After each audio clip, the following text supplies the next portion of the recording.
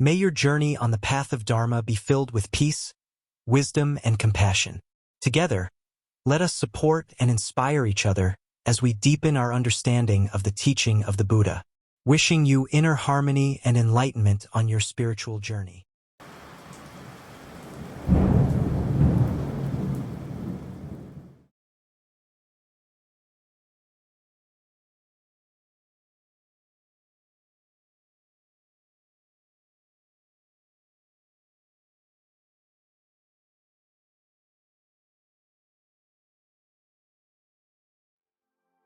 I am not.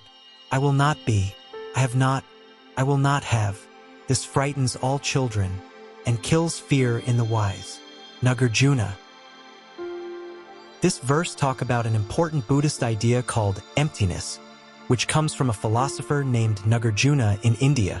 Let's take a closer look at what it means. I am not, I will not be.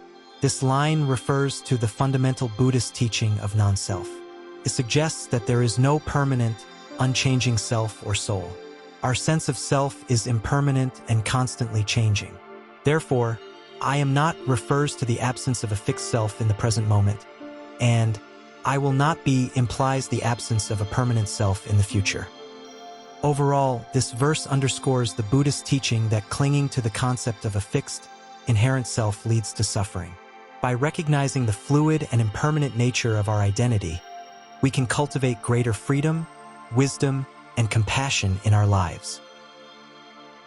I have not, I will not have, underscores the fleeting nature of existence, emphasizing the impermanence of all phenomena.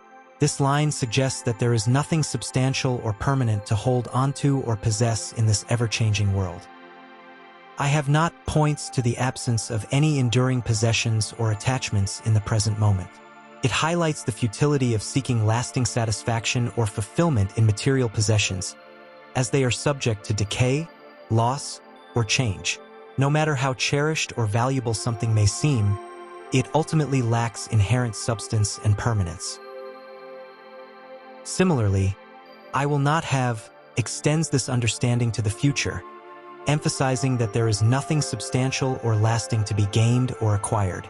It acknowledges the transitory nature of desires and aspirations, recognizing that the pursuit of external achievements or acquisitions can never lead to lasting happiness or fulfillment. This line invites reflection on the ephemeral nature of material possessions, emotions, thoughts, and experiences. Despite their apparent solidity, they are all subject to change and eventual dissolution. By recognizing the inherent impermanence and insubstantiality of phenomena, one can cultivate a deeper sense of contentment and freedom from attachment.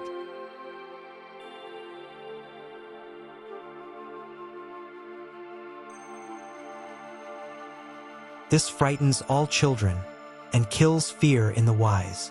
The concept of emptiness can be unsettling for those who are attached to the idea of a fixed self or permanent possessions.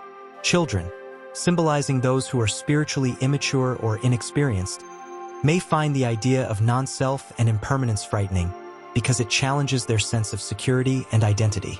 However, for the wise, understanding emptiness leads to liberation from fear and suffering.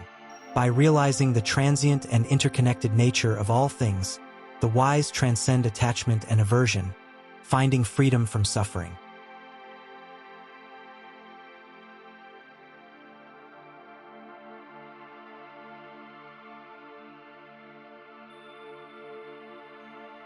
How might this quotes benefit us in today's modern era?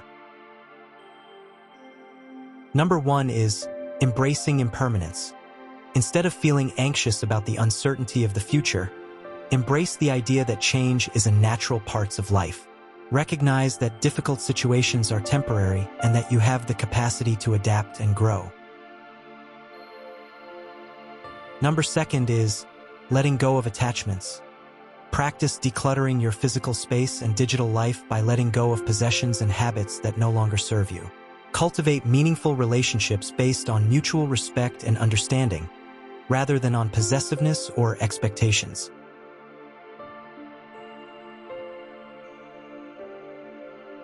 Number third is cultivating wisdom.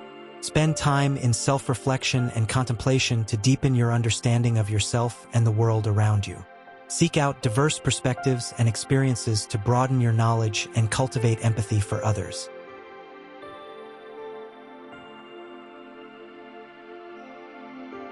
Number fourth, facing fear with courage.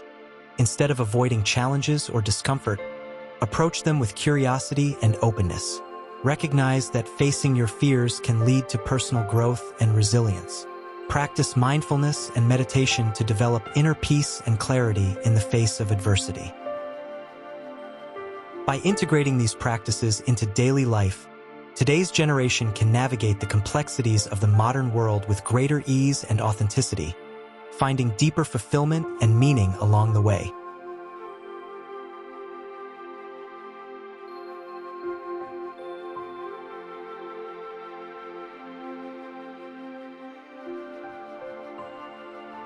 Consider a young professional who is deeply attached to their job and career identity.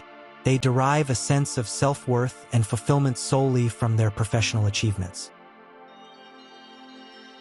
However, due to circumstances beyond their control, such as economic downturn or organizational restructuring, they unexpectedly lose their job. Initially, this individual may experience fear, anxiety, and a profound sense of loss. However, drawing upon the teachings of impermanence and non-attachment, they begin to see this setback as an opportunity for growth and self-discovery. Instead of clinging to their former identity as a successful professional, they embrace the impermanence of their situation and recognize that their worth extends beyond their job title. They use this time of transition to explore new interests, develop new skills, and strengthen their personal relationships.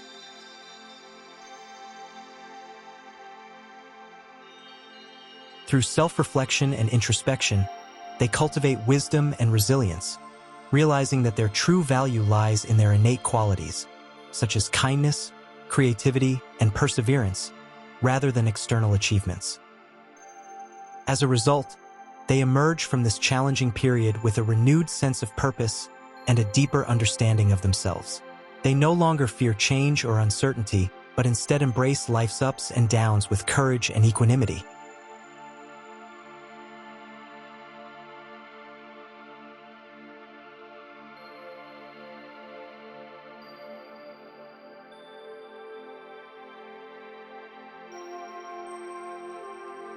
Imagine a college student who is deeply attached to their social media presence.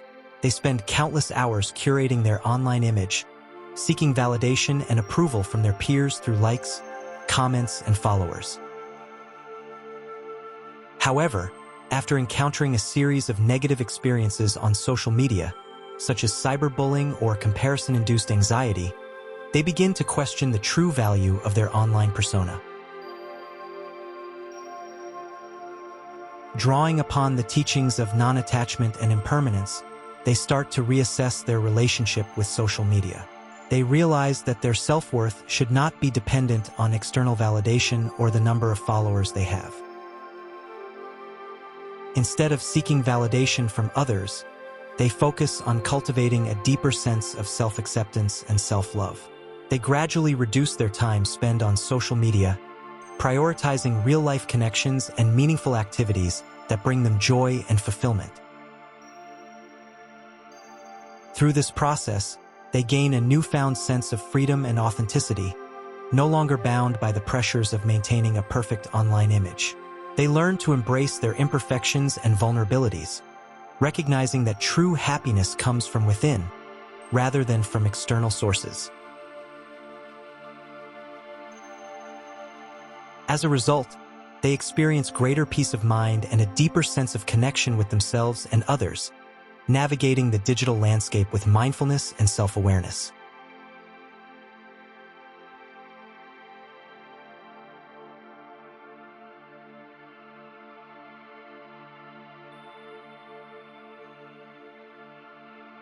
Nagarjuna beautifully captures the profound truth about life in this quote, asserting that impermanence lies at the very essence of existence. While change can often provoke anxiety and resistance within us, he encourages us to approach it with grace and acceptance. By recognizing the transitory nature of everything in life, we can cultivate a mindset that embraces change and learns to adapt.